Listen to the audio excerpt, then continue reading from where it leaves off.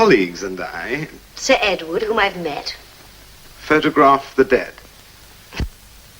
A smudge here.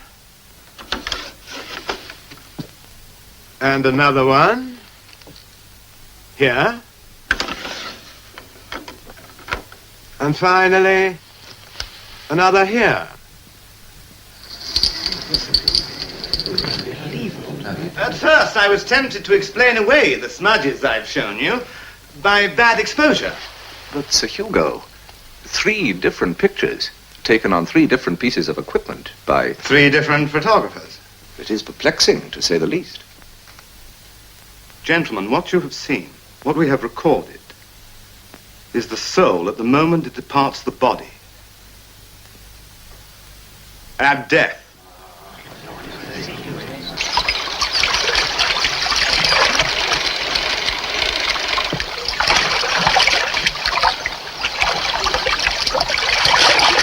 The pole's stuck. Clive! By that branch!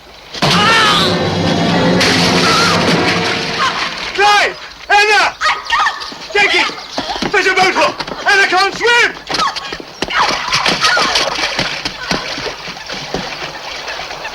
God, no!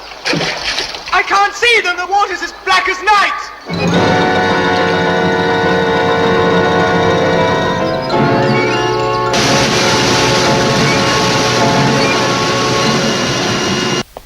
What are you doing? Why are you working so late? I've been developing the pictures I took when... You mean of Clive? Of Clive and Anna. Oh, you can't. Why not? It's the only memento I have. I must see them again. I must see them now. Turn down the light, will you?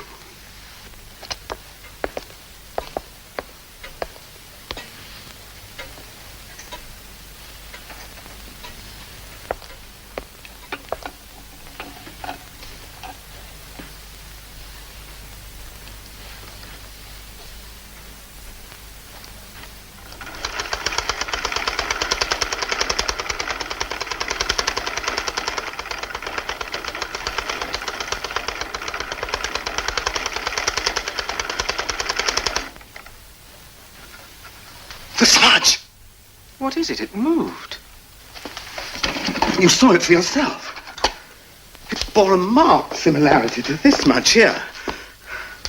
And here. And this one here. What on earth is it? The Psychical Research Society maintains there are photographs of the soul departing the body. And that's what you recorded on your moving pictures? Well, that's what we saw just now? No. Well, but then what? What we saw was moving towards Clive. You said yourself it moved. Yes. Was the smudge trying to warn Clive of danger? Did Clive see it? Did he know he was about to die? I must find out. How can you? It's impossible. I have to take another photograph. Of what? There is a widely held belief that a dead man retains the indelible image of death. That's superstition. Possibly. I have to photograph Clive. Now, after all this time, after 2 weeks. Not a pleasant task, but one I cannot neglect. But even if that belief turns out to be true, what do you hope to achieve? I've got to determine the true nature of what we've just seen. On that sheet and on those slides. By photographing the remains of your dead son. I can't imagine I've got to know if Clive knew he was about to die. I shall go out of my mind if I don't know. And you expect me to help you? I beg you, Giles.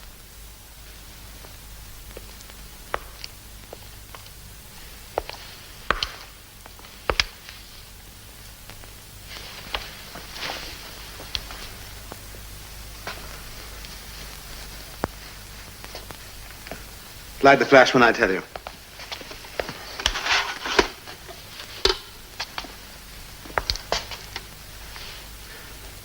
Now.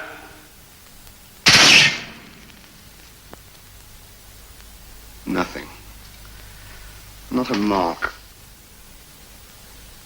My researches into psychic phenomena show me that in Greek mythology they referred to the spirit of death. They called it the Asphyx. It manifests itself only in times of danger, having existed in eternal agony. It seeks out the dying or the damned, for only by possessing those about to die is it at last released from unspeakable torment. Don't you see?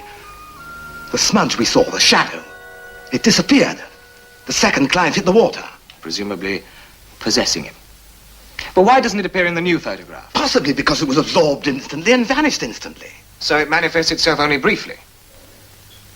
I should have photographed Clive's body the moment we recovered it from the water. Please, stop what you're doing. Now. This isn't science. You've no right to experiment with this. It, the spirit of death, the Asphyx possessed my only son, sought him out, and in him found release, and you say I have no right. So you invoke your inconsolable grief as justification for a series of pointless and dangerous They are not pointless! I will not have you call my work pointless! I'm sorry, I spoke out of turn. No, it's I who should be sorry. I didn't mean to shout. Sir Edward Barrett. My dear Barrett! You will have heard. Heard? Heard what? I stepped back into the dark ages. At times you're so imprecise. A public execution. A hanging? When? Tomorrow, in the market square. What? Is there nothing you can do to prevent it? Nothing. With all due ceremony, the authorities will intone a prayer, ritualistically snap a man's neck, and then leave him hanging there, lifeless at the end of a rope. I dare hardly believe it. There hasn't been a public execution for years. Hugo, I want you to record it. I mean, photograph it. Photograph a hanging. So that the whole barbarous spectacle is put on record. What? This is not the first time we have campaigned together, and I'll always do everything I can to help bring about reforms, but I see little point in photographing. If we're to succeed in our efforts to reform, then we must show people the revolting acts that are carried out in their name. Hugo, please don't fail us now. All right. I'll do it. The Lord said, thou shalt not kill. Blessed are the merciful. May God judge those responsible for this outrage. Get back. Now get back. Get back. Join them stamping out legalized murder.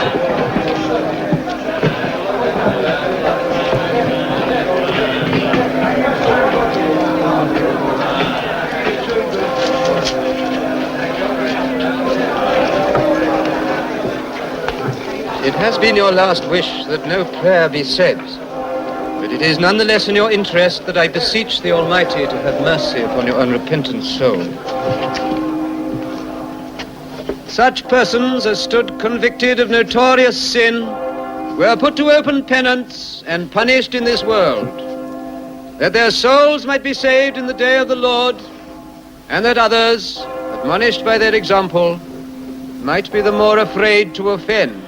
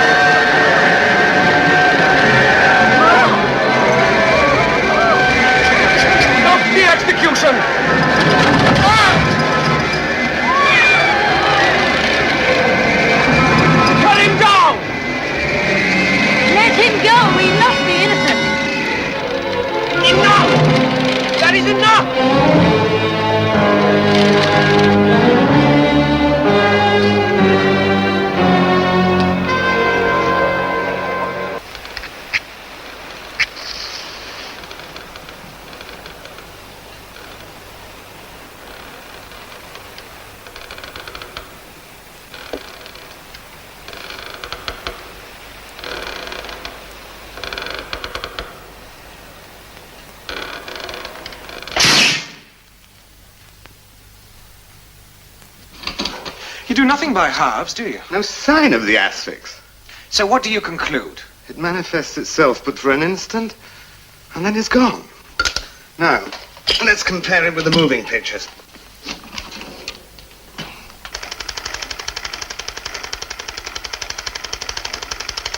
Good grief.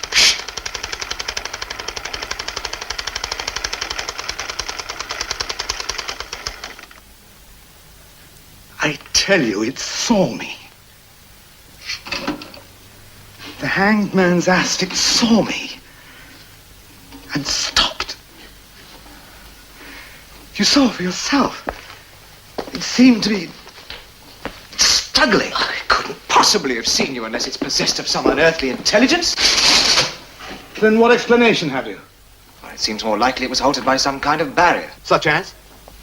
Well, the man didn't want to die, obviously, so perhaps he was generating some kind of resistance. Generating? Well, if not resistance, then... No, resistance could have been generated, yes, but not by a dying man. Well, then by whom? Not by whom. By what?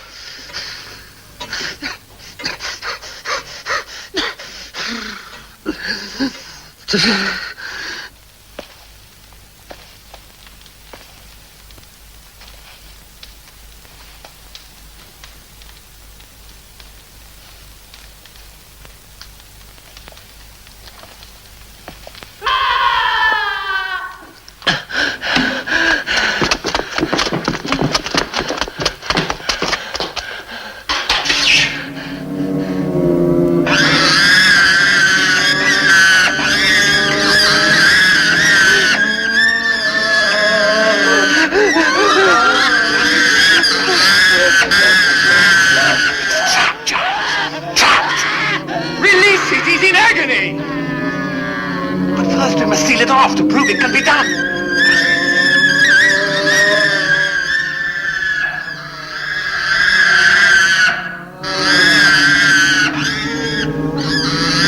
Turn your booster on.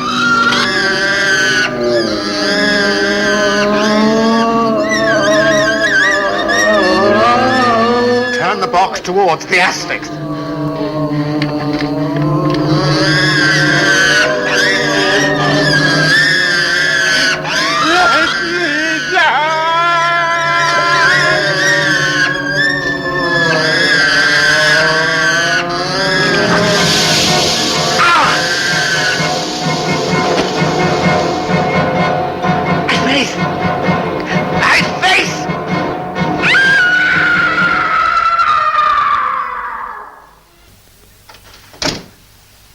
Ugly?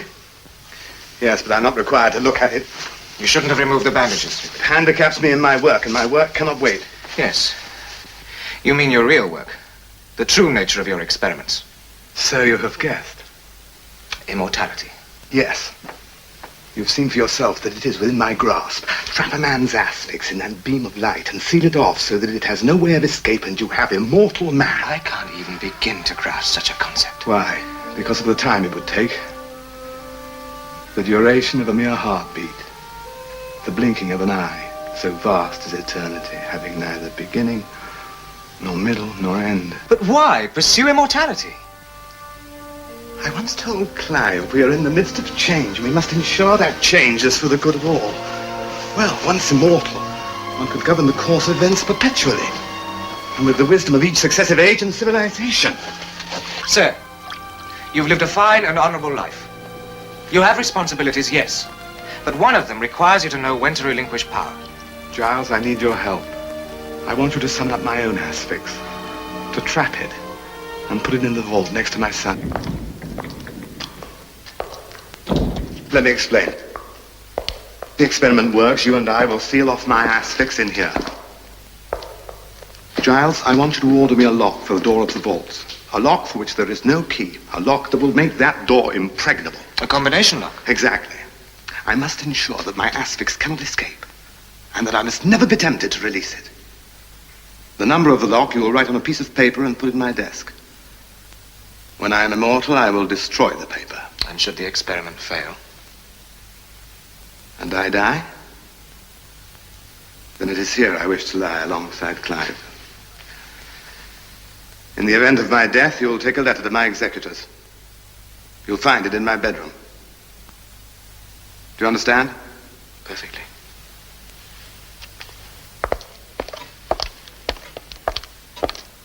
I have built a small lever in the side of the chair so that I may increase the current while you operate the beam. I must allow the voltage time to build. Otherwise, you will not have time to contain my Asphyx. Is that clear?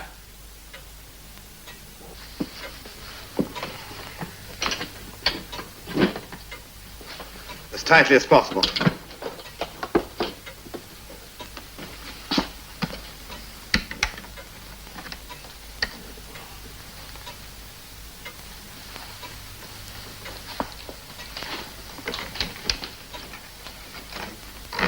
Now, take the straps and fasten them across my thighs and across my chest.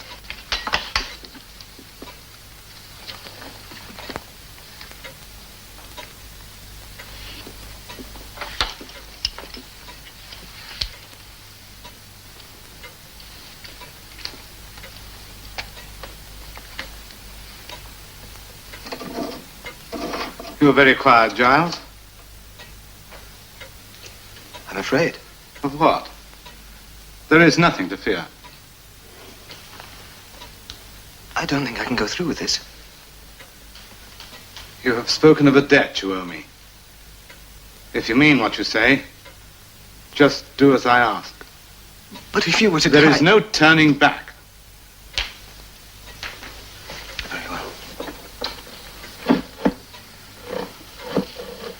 As tightly as possible.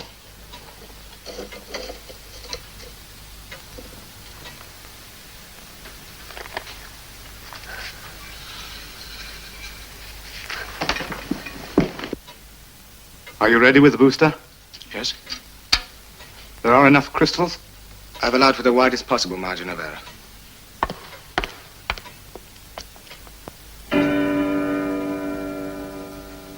Switch on.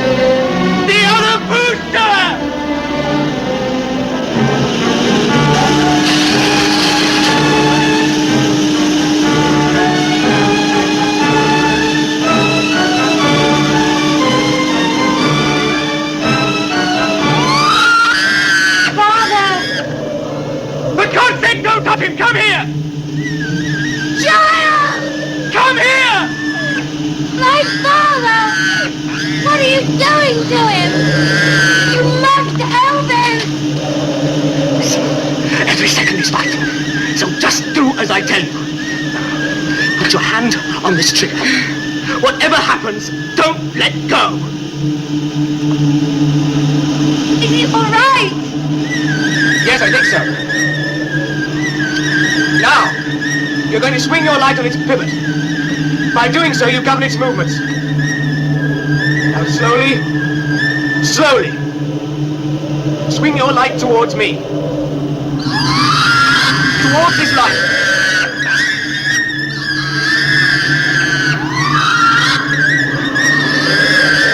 I've got to absorb your beam into mine, you understand?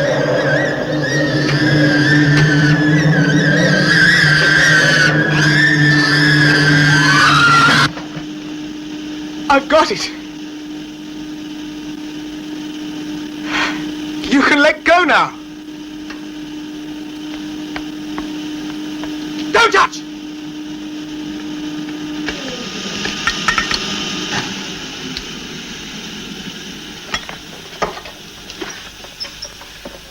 Father. He's going to be all right. Father, it's me. It's Christina.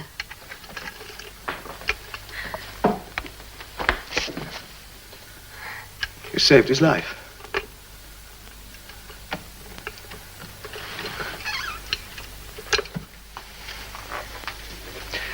I'm sorry, I can't tell you. I urge you, explain. Is it something to do with the moving images he told me about? Of the hanged man? What has he recorded? What does it show him? What has he discovered?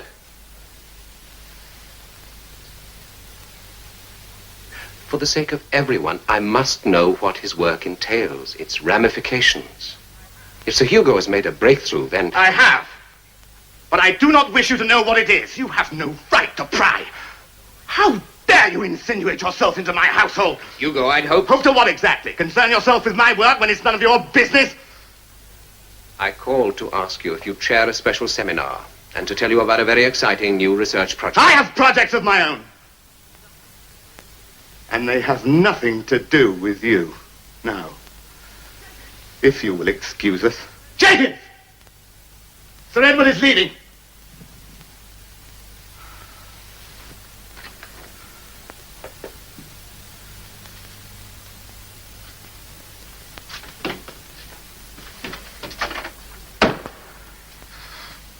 What did you tell him? Nothing, Father. I always thought I had my own daughter's trust. Her absolute trust. You have, I No one promised must know you. anything of my work. Do you understand? I only said that you were making yourself tired. I am not tired, merely impatient. Well, have you made up your mind? She's in no condition to decide anything now. Ever since Clive died and my beloved Anna, I've wanted only to ensure that the Cunningham line should be continued. But if it has come to nothing... Do not question me. I want you to marry Giles. I want you to have children. I will immortalize you all. The Cunninghams shall survive forever. Having lost Clive, your brother, I must never lose you. Then I will do whatever makes you happy. Christina, my dear, you must try to understand, if you can, what compels me. I do, Father.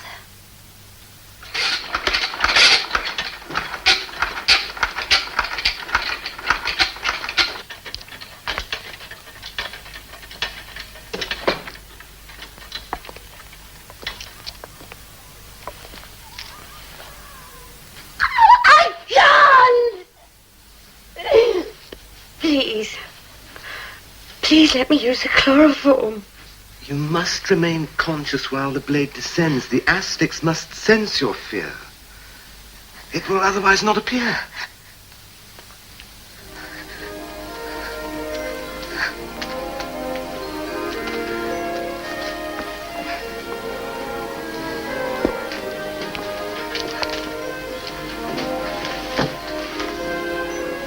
Your father loves you, and I love you. And we've made sure that nothing can go wrong.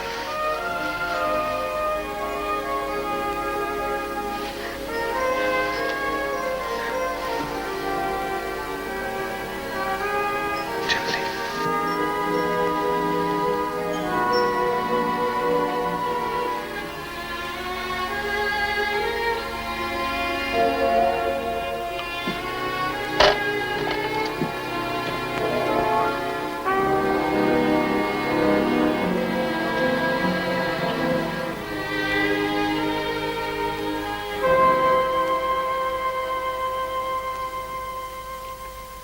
As a precaution, I have linked the drip taps direct to the water main by this rubber pipe. So there shall be no danger of the water supply running out during the experiment. Giles has the brake of the guillotine and his booster lever at hand so that he can use both at the same time. Giles? Then release the blade, but very slowly. Give the Asphyx time to appear. Then, when I have trapped it, hold the blade.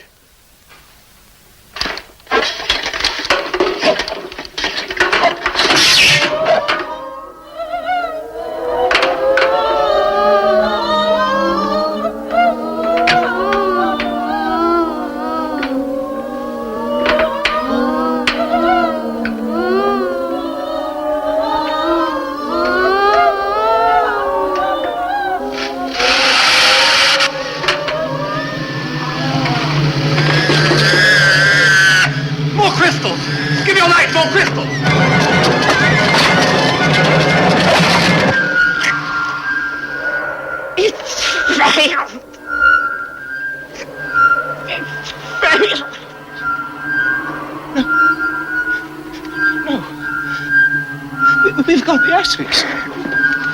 It's no good, I tell you. We must save her.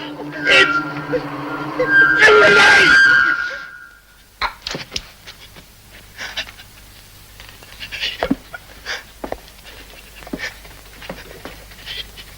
You've killed her. Oh, you've killed Christina.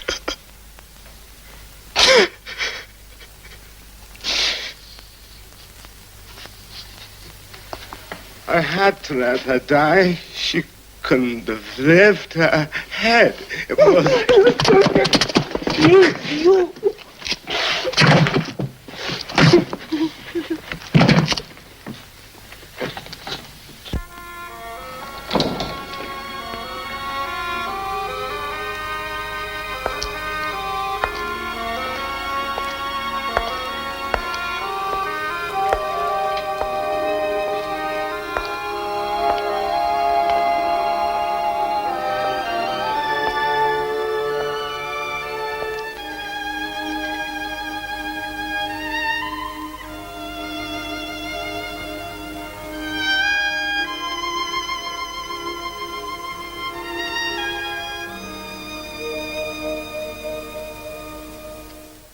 I want only to atone.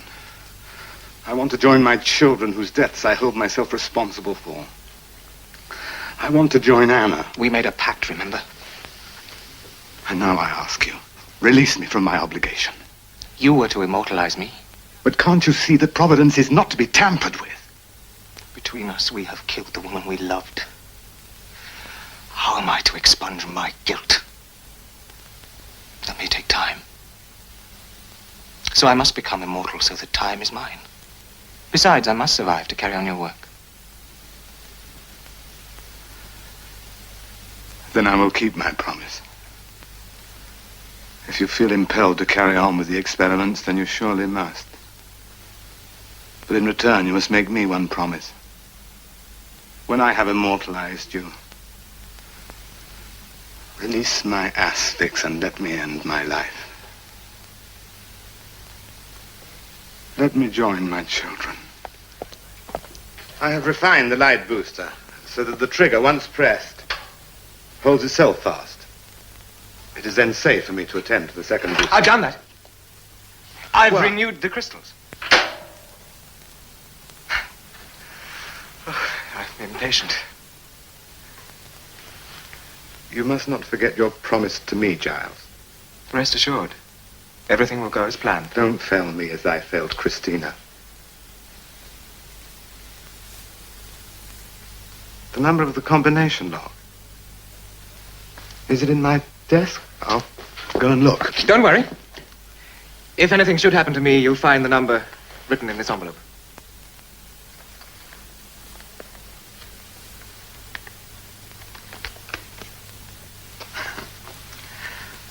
You are wise to take every precaution.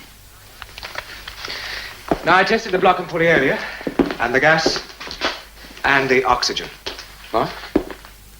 Well, once I'm in there, it may take you some time before you can hoist it up and release me.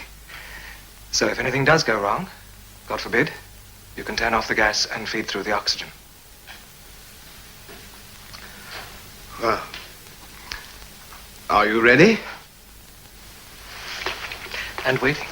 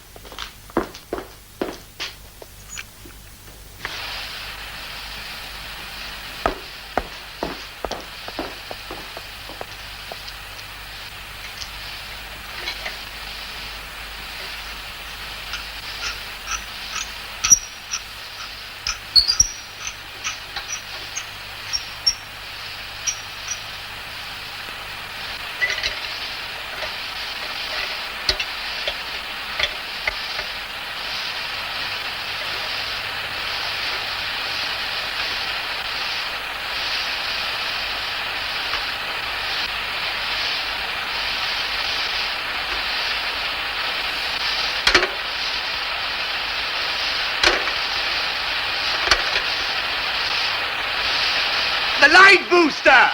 It won't work!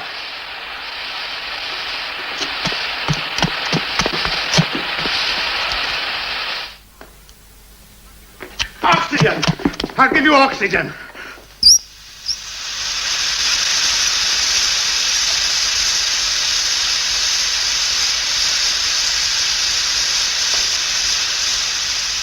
Christina.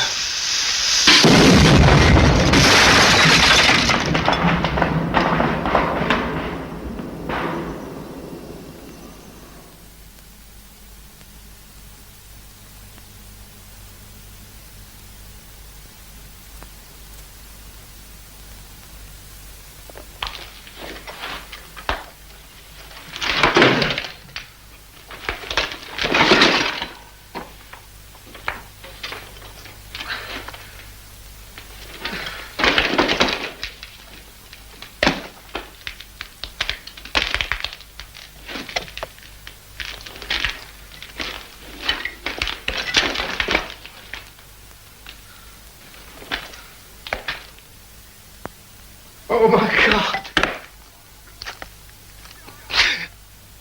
Giles! I've killed you. I've killed you, too.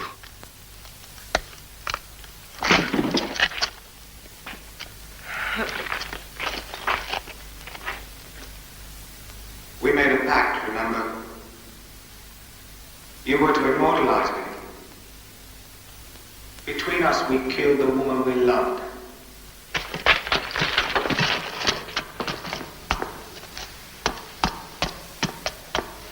My Asphyx. My Asphyx. We killed the woman we loved. How am I to expunge my guilt? That may take time. So I must become immortal so that time is mine. You were to immortalize me. How am I to expunge my guilt? That may take time. Time. I only want to atone. I must survive. I must be immortal so that time is mine.